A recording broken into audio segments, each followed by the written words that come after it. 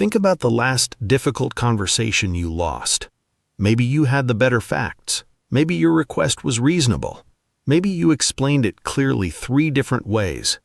And somehow, the more you explained, the other person resisted. What if the problem was not your argument? What if the problem was that you were answering before you understood what the conversation was really about? Never Split the Niche was written by former FBI hostage negotiator Chris Voss with Tahl. The setting sounds extreme, but the central lesson is ordinary. People do not make decisions through logic alone. They respond through fear, identity, fairness, pressure, status, and the need to feel heard. This is not a summary about controlling people. It is about finding information hidden beneath their position. Think of one conversation you are avoiding: a salary discussion, a late payment, a boundary with family, a price negotiation, or a conflict with your partner. By the end, you will have a 4-step method for approaching it: listen, label, calibrate, test. But first, answer this. Are you entering the conversation to understand the problem or to deliver the speech you have rehearsed? Tell me in the comments which conversation you are preparing for: work, money, family, or relationship. You do not need to share private details.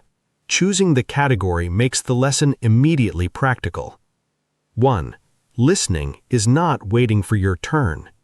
Most people listen autobiographically. While the other person speaks, they search their own experience for a reply. They prepare a correction, defense, or solution. That is why 2 people can exchange hundreds of words without either feeling heard.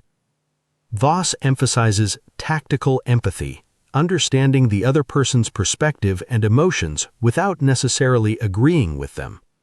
The word tactical sounds manipulative, but empathy is not surrender. It is accurate information gathering. Suppose a client says, "Your proposal is too expensive." A weak response begins defending the price. A stronger response becomes curious. Too expensive compared with what? Is the issue cash flow, perceived value, internal approval, risk, or a competing offer? The statement is a position. The reason behind it is the negotiation. Try this in your own conflict. What is the other person protecting? Money? Time? Reputation? Control? Safety? The ability to tell themselves they didn't lose? If you can't answer, you are not ready to persuade. One listening technique from the book is mirroring. Repeat the last few meaningful words with a questioning tone. "We cannot approve this timeline." This timeline? The mirror is not magic. It's an invitation to continue. Used naturally, it creates space. Used mechanically after every sentence, it sounds strange and insincere. The deeper principle is silence. Most people rush to fill it, especially when anxious. But after a calm mirror or question, silence transfers the responsibility to think. Notice your habit. When a conversation becomes uncomfortable, do you become louder, faster, and more detailed? That may feel like effort. To the other person, it can feel like pressure. Voss also describes a calm, slow delivery, often compared to a late-night radio voice. The point is not to perform a mysterious persona, it's to regulate the temperature. When your pace slows, you give your own mind time to choose. When your volume lowers, the other person has less emotional noise to fight. Calm can become contagious. Test this now. Imagine saying, "We need to solve this today," with speed and tension. Now imagine, "It sounds like the deadline is creating pressure for both of us," spoken slowly, with the final words allowed to land. Which sentence invites thought? Which one demands defense? Your tone is part of the proposal. There's another listening skill. Summarize the world as the other person sees it until they can say, in effect, "That's right." Not "you are right," which may simply end an argument. The goal is accurate understanding. Could you describe the other side's position in language they would recognize without sarcasm? If not, keep listening. 2. Name the emotion before solving the problem. When people are emotionally activated, facts often bounce off the emotion instead of entering the decision. Voss recommends labels, short observations such as, "It sounds like the timeline feels risky," or "It seems like you're worried this will create more work for your team." A good label is tentative. It does not declare another person's inner state as fact. It offers a hypothesis they can confirm or correct. Compare these sentences. "You are angry because you think I ignored you." That can sound like diagnosis. "It seems like my silence felt dismissive." That gives the person room to say yes, no, or partly. Why does labeling help? Because unnamed emotion runs the room. Once recognized, it becomes information that can be discussed. Think about your avoided conversation. What emotion is present but unspoken? Perhaps your manager is not only questioning your request, they fear setting a precedent. Perhaps your partner is not only upset about the purchase, they fear financial instability. Perhaps you are not only frustrated about a missed deadline, you feel your effort is taken for granted. Name the emotional layer before arguing the visible issue. There's also an accusation audit. Identify the negative things the other person may be thinking about you before they say them. This may sound like I'm asking for more while ignoring the budget pressure. Used honestly, this reduces surprise and defensiveness. Used as theater, listing accusations only to disarm someone, it becomes manipulation. The ethical test is simple. Are you naming a concern because you genuinely want to address it, or because you want to make the person easier to control? Labels also work with positive dynamics. It sounds like reliability matters to you. It seems like you want a solution that protects the team. Recognizing a constructive intention can give both sides an identity worth living up to. But never label away a concrete problem. If a payment is overdue, saying, "It seems like cash flow is difficult," may open discussion, but the invoice still needs a date. Empathy and accountability can occupy the same sentence. "It sounds like the last month has been difficult. What date can the payment be completed?" That combination matters in personal relationships too. "It seems like you felt excluded. I want to understand that. I also need us to discuss what was said afterwards." Can you validate an emotion without approving every behavior that followed it? That's one of the most adult forms of empathy. Ask questions that make the problem visible. Direct questions often trigger defensive answers. "Why can't you do this?" can sound like blame. Voss favors calibrated questions, beginning with what and how. They make the other person think through the problem with you. What is the biggest obstacle here? How would this work within the current budget? What would a successful outcome look like from your side? The power of these questions is not that they force agreement, it is that they expose constraints. Suppose a recruiter says the salary range is fixed. Instead of immediately accepting or rejecting, you might ask, "How am I supposed to make that number work given the scope we discussed?" The tone matters, curious, not sarcastic.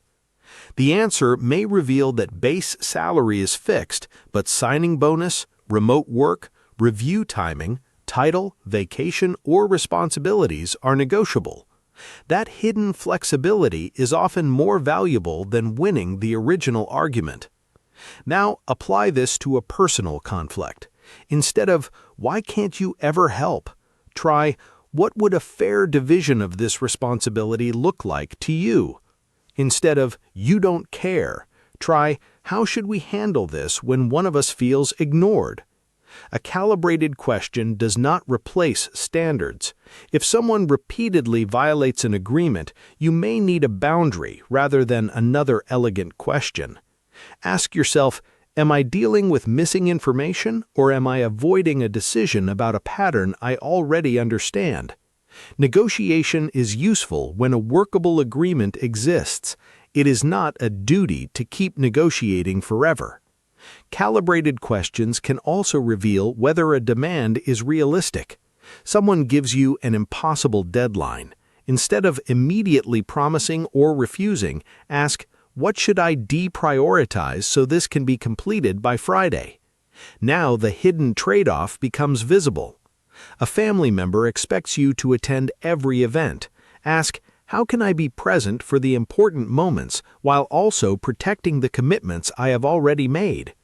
The question does not guarantee generosity. It prevents the discussion from pretending that time has no limit. Prepare 2 levels of questions. Discovery questions help you understand what is driving the deadline. Who else needs to approve this? What concern have I not addressed? Design questions help build an agreement. How would we measure success? What happens if the assumption changes? What is the first reversible step? If you ask only discovery questions, the conversation may become interesting but motionless. If you ask only design questions, you may build a solution for the wrong problem. 4. Why no can be safer than yes. If these ideas are helping you prepare for a real conversation instead of merely collecting negotiation tricks, subscribe to Rare Mind Audio. We turn important books into practical decisions you can test in work, money, and relationships. Most persuasion advice chases yes, but pressured yeses are unreliable. People say yes to end discomfort, appear cooperative, or buy time. Voss argues that no can create safety because it restores autonomy. Instead of asking, "Is now a good time to talk?" you might ask, "Is now a bad time?" The other person can safely say no, and the conversation can continue without feeling trapped. The principle matters more than the wording. Reduce the sense that agreement is being extracted. Think about the last yes you gave but resented. Why did you say it? Fear of disappointing someone? Lack of time to think? Social pressure? That yes was not commitment, it was escape. In your next difficult conversation, make room for a real no. Would it be unreasonable to explore another option? Or do you want to rule this out completely? But do not turn every sentence into a gimmicky no-oriented question. Natural language and trust matter more than technique. Also, learn to hear the different meanings of no. It can mean not yet, not under these conditions, I do not understand, I need authority, or genuinely never. Your job is not to defeat the no, it is to understand which no you received. This is important for consent. A real no is not a puzzle that always conceals a yes. Sometimes no means no.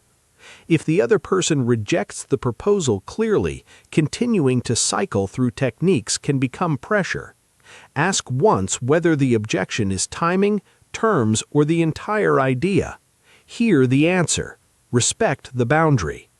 Strong negotiators are not frightened by an honest refusal because they prepared alternatives before entering the room. What makes no feel dangerous in your situation? Financial need? Fear of rejection? A lack of other options? The belief that conflict will end the relationship? The more desperate you are for yes, the harder it becomes to listen accurately.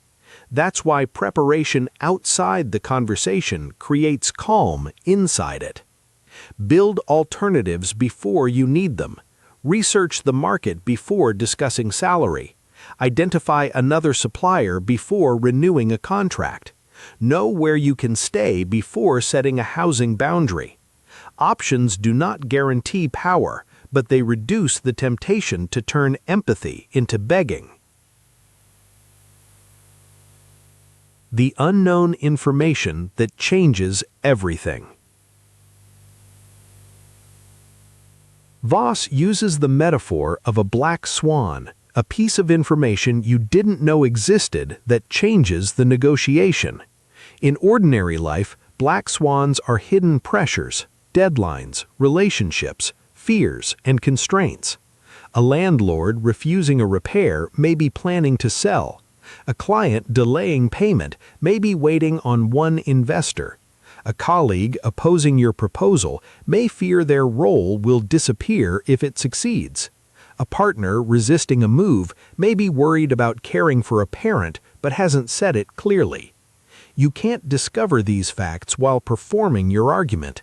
Curiosity creates leverage because it changes the map. Ask questions around process and consequence. What happens if we do nothing? Who else is affected by this decision? What is making this difficult right now? What have we not discussed that could change the outcome? Then listen for contradictions. People may say price is the only issue while repeatedly returning to timing. They may say they need more information while avoiding a specific risk. The repeated theme often points to the real constraint. Think of your avoided conversation again. What assumption are you treating as fact? That they have authority? That they dislike you? That money is the issue? That they know what you need? What would you ask if you were not trying to prove anything? Then listen for the word that doesn't fit. A client says, "We love the work, the budget is available, and the timing is fine, but procurement will never accept the risk." The repeated discussion about price may be theater. Risk is the hinge. Your next question changes. What would procurement need to see to consider the risk acceptable? In a relationship, someone says, "I'm not upset about the event, I just don't want to be the last person who knows again." The event is not the issue, belonging is. The hidden fact is not always dramatic. Sometimes it's one ordinary need that neither person has named. At the end of a conversation, ask, "What have I missed?" Then wait longer than feels natural. People often reveal the decisive information after they believe the formal conversation is over. If someone you know is walking into a difficult salary, client, or family conversation, share this episode with them before they enter the room. A calmer question can change a conversation that another argument would only harden. Negotiations are influenced by reference points. The first credible number can shape the range. The word fair can trigger strong reactions. Deadlines can create urgency. These tools are real, but this is where negotiation advice can become manipulative. If you use an extreme anchor designed to exploit someone's lack of knowledge, hide material facts, or manufacture false urgency, you may win the transaction and damage the relationship. The more important question is not, can this tactic work? It is, what happens after it works? A salary negotiation continues into employment. A vendor negotiation continues into delivery. A relationship continues after the argument. The best agreement is not the one that leaves the other person feeling defeated. It is the one both sides can execute without resentment or hidden sabotage. Use objective standards where possible, market ranges, comparable proposals, documented responsibilities, timelines, and measurable outcomes. Explain your reasoning without dumping an endless defense. And define your walkaway point before emotion enters. What minimum outcome protects your needs? What alternatives do you have? What are you willing to exchange? And what is not negotiable? Without a walkaway point, every technique becomes an attempt to avoid accepting reality. Write your negotiation map before the meeting. At the top, the outcome you want and why it matters. Beneath it, issues that can trade: salary, timing, scope, title, delivery sequence, support, warranty, location, review date. Then mark the needs that cannot be traded without making the agreement harmful. This prevents false compromise. Split the difference sounds fair because it is symmetrical, but the midpoint can be arbitrary. If one person asks for something unreasonable and the other asks for what is necessary, the middle is not automatically justice. Trade across differences instead. A faster deadline may be possible with narrower scope. A lower price may be possible with longer commitment. More responsibility may be possible with authority and compensation. The best trades exchange something inexpensive to you but valuable to them without hiding the cost. What can you offer that is not the thing they first requested? What can they offer that solves the deeper need behind yours? 7. The ethical boundary. The book's methods can improve communication, but any communication tool can be abused. Do not use tactical empathy to imitate concern you do not feel. Do not use someone's disclosed fear to pressure them. Do not mirror and label as a performance while hiding information they reasonably need. Use a 3-part filter: truth, consent, and reciprocity. Truth: am I being materially honest? Consent: can the other person say no without punishment or deception? Reciprocity: would I consider this method acceptable if used on me? If the method fails the filter, it is not intelligent negotiation, it is extraction. Power differences also matter. Advice suitable for negotiating a commercial contract may be unsafe for someone facing coercion, harassment, domestic abuse, or retaliation. In those situations, prioritize safety, documentation, trusted support, and qualified professional guidance. Negotiation assumes enough freedom for both sides to choose. Where freedom is absent, a different strategy is required. 8. The quiet leverage loop.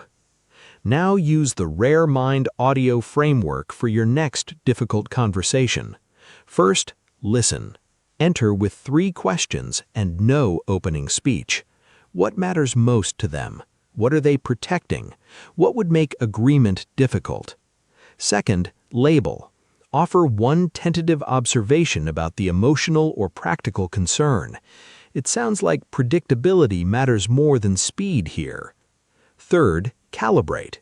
Ask a what or how question that makes the shared problem visible. How could we reduce that risk while still meeting the deadline? Fourth, test. Summarize the proposed agreement and look for genuine correction. It sounds like we would proceed if the scope is reduced and the first review happens Friday. What am I missing? Then stop talking. Silence is where hidden information often arrives. Before the conversation, write 3 lines: your desired outcome, your minimum acceptable outcome, and your best alternative if no agreement is reached. During the conversation, track the other person's constraints. Afterward, evaluate execution, not only promises. Now complete this sentence. The conversation becomes easier if I stop trying to prove blank and become curious about blank. That answer is your preparation. Let us rehearse the opening. Begin with an accusation audit. This may sound like I am reopening something we already decided or asking you to carry more risk. Pause. Offer a label. It seems like predictability is the biggest concern. Pause again. Ask a calibrated question. How could we reduce that risk while still meeting the deadline? Then summarize what you hear. Don't race toward your preferred solution. Confirm the constraint. Before ending, make the agreement operational. Who does what, by when, using which standard? What happens if a condition changes? When will you review it? An agreement without implementation details is often only a pleasant feeling. Afterward, send a concise written summary. This is not distrust. It prevents 2 sincere memories from becoming 2 conflicting contracts. For the next 7 days, practice one skill at low stakes. Mirror a colleague's last meaningful phrase. Label a friend's concern. Ask a calibrated question in a planning discussion. Make space for a real no. Review what felt natural and what sounded rehearsed. Technique should disappear into genuine attention. If the other person can feel you doing negotiation to them, return to curiosity. Closing. The person who understands more usually has more options. This has been a Rare Mind audio summary and commentary on Never Split the Difference by Chris Voss with Tahl. It is not the full book or a substitute for the original work. Read or purchase the book for the author's complete stories, techniques, and examples. One final question. In your next difficult conversation, what might become possible if you stopped preparing your defense and started looking for the hidden problem? Leave your answer below. If this episode helped you, tap like and subscribe, and share it with the person who needs a better conversation, not a louder one.